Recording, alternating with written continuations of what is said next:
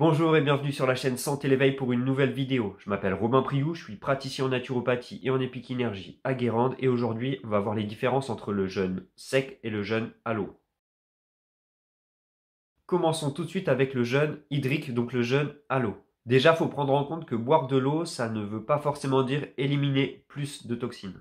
En fait, tes reins, ils ont une certaine capacité de filtration et elle ne va pas être plus ou moins forte quand tu vas boire de l'eau ou quand tu ne vas pas en boire. En fait, lorsqu'on est en jeûne hydrique, on va pas forcément boire beaucoup, on va juste boire à sa soif. Ça sert à rien de boire des litres et des litres, ça va juste nous fatiguer. Parce qu'en fait, dans le sang, il y a une concentration en eau, en minéraux, etc., qui doit rester toujours stable. C'est ce qu'on appelle l'isotonie. Donc quand tu es en jeûne et que tu te mets à boire beaucoup d'eau, bah ton corps, lui, pour rééquilibrer l'isotonie du sang, il va aller chercher des minéraux et principalement du sodium. Sauf que quand le corps va chercher le sodium dans ses cellules, va y avoir une baisse du métabolisme. Donc tu vas commencer à avoir un petit peu plus froid, tu vas avoir moins d'énergie.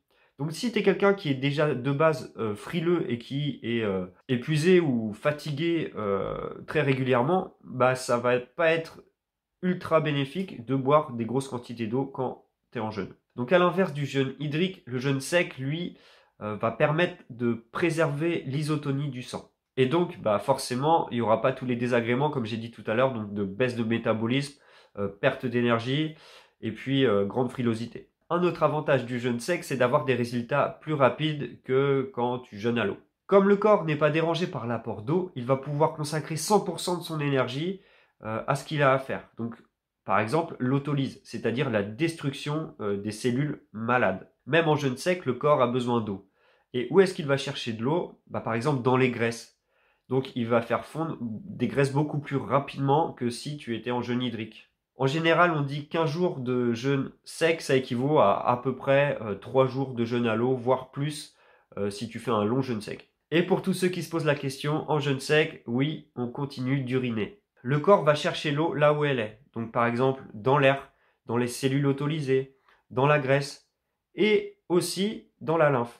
Donc pour tous ceux qui ont des troubles du système lymphatique comme des œdèmes, etc., le jeûne sec va être intéressant parce qu'il va permettre à la lymphe de se vidanger dans le sang afin d'y déverser de l'eau. Et ça va faire sortir en même temps énormément de toxines qui étaient dans la lymphe et qui ne pouvaient pas sortir autrement. Ça reste très général, mais je conseille à ces personnes de faire du jeûne intermittent sec. Comme ça va permettre à la lymphe de se vider, de se nettoyer petit à petit, un petit peu tous les jours. Après, même si on est parti pour faire un jeûne sec, faut pas non plus dire que l'eau, c'est quelque chose de mauvais, etc.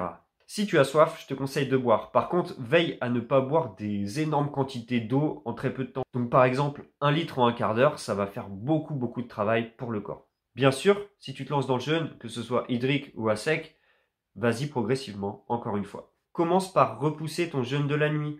La fois d'après, tu pousses ton petit déjeuner, ensuite au repas du midi, etc., etc. Pour conclure, rappelle-toi que la base des bases, c'est l'écoute de soi. Donc si tu t'es lancé dans un jeûne sec et que tu as soif, je te conseille de boire. Et à l'inverse, si tu t'es lancé dans un jeûne hydrique et que tu n'as pas soif, ne bois pas outre mesure. Encore une fois, nous sommes tous différents, donc ce qui est bon pour toi n'est pas forcément bon pour un autre.